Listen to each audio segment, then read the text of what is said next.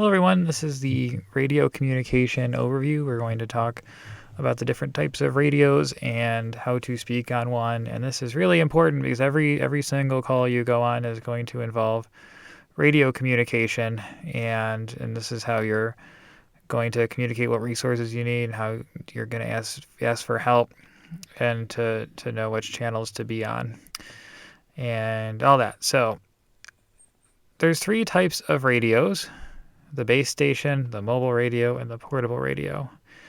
The base station is a radio that is in a fixed place. It could be a fire station or a hospital. And they are two-way. They consist of a transmitter and a receiver. And they may have several channels or a single channel. So I know all of the counties have channels for the EMS dispatch. Some have channels for fire dispatch that you'll respond to if talk on if there's a fire. They have different. If there's a major incident, they may move to another channel to save airspace for the routine calls that are going on. And the channel is an assigned frequency.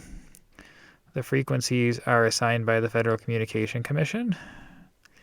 It's similar to how your AM or FM radio, but it's on a different band. So the base radios are fixed at a location. They're wired into the wall, and the building has an antenna. Generally, those communicate better than the other types. The other type is the mobile and the portable radio. The mobile radio is mounted in the vehicle, and it may actually look the same as the base radio, but it generally doesn't communicate as well, or the signal is not as strong as from a base radio. And you can use these to talk to your dispatcher or medical control. All of these are recorded. Everything that you say over the radio will be recorded, so be very careful. You should always use professional language, but make sure that this is a quality assurance loop, because what you say to medical control will be recorded, so as everyone can look back later to make sure that the orders were correct, or that what you reported was accurate, and look for areas to improve that. Ambulances usually have one radio in the front that you talk to when you're driving to the call, and then another in the back, which is near the patient care area. Portable radios are handheld devices. These have the weakest signals, so these may not work in the basement of a building, or maybe even in the hospital. And these are used to communicate on scene, maybe even from your partner if they're going to the ambulance to get something. So the repeater is a base station. So if you have a big coverage area and the base radio is far away from where the ambulance or your portable radio is, they'll actually have a radio in between, which is called a repeater. So the base radio will transmit a signal. The signal will meet the repeater, and then which will be broadcasted again. So it adds radio signal strength to a larger area. There's also digital equipment. So this has come a long way recently, transmitting signals digitally through Bluetooth. You can transmit EKGs. There's new apps that you can transmit images from a scene that is in a HIPAA compliant reporting system that can be shared with the hospital before you get there. So when you're talking on the radio, you're going to let them know when you're responding. There's also a computer in the ambulance that you can mark this, and some agencies want you to use the computer to cut down on air traffic. Otherwise, other agencies want you to still go responding and on scene on the radio, so that everyone knows that you're responding and then that you're there. That's up to your agency. There's pros and cons to both. But either way, you need to let the dispatcher know that you're responding. You should let them know when you're on the scene, and you should also let them know when you arrive at the patient. Sometimes you'll click your radio and say patient contact, and then the dispatcher will enter that, and you can it's an accurate record that you can add to your report later.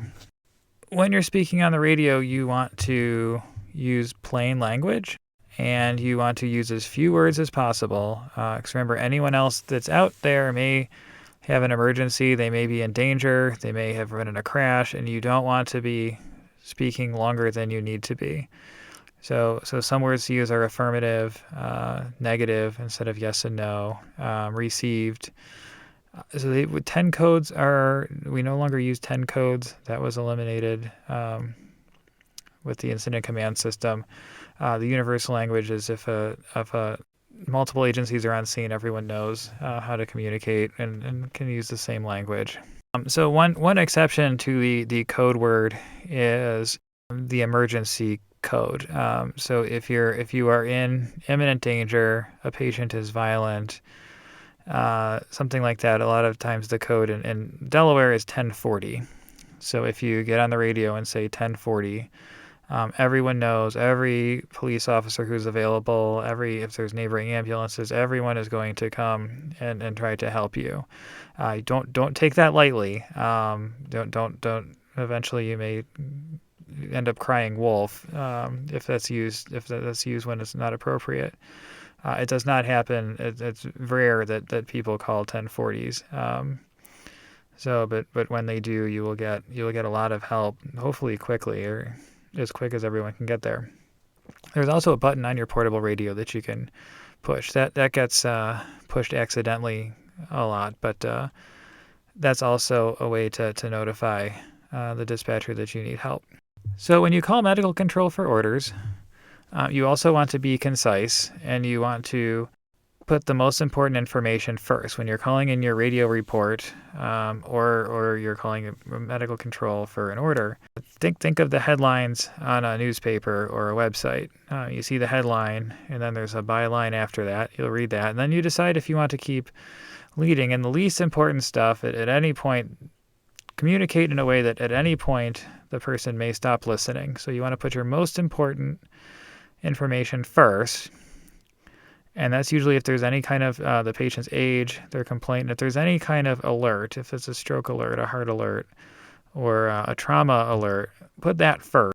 File that in, and if the mechanism of injury, the nature of illness, what you've done in the vital signs come last. And so this should be 30 seconds or less. And then when you receive an order from a physician, repeat the order back to them. Just to make sure that that closes a loop of communication, that you understand that, and that you both understand each other, and that you're going to carry out the order. So repeating that back, and then there's also a record of that if there's any questions later, that you did what was ordered to do, and the doctor understood what you were asking for. You can do this. Some systems do this over the phone. In Delaware, it's done over the radio. They prefer over the radio because it's a recorded line and is easier to access. Okay, so that's an overview of radio equipment.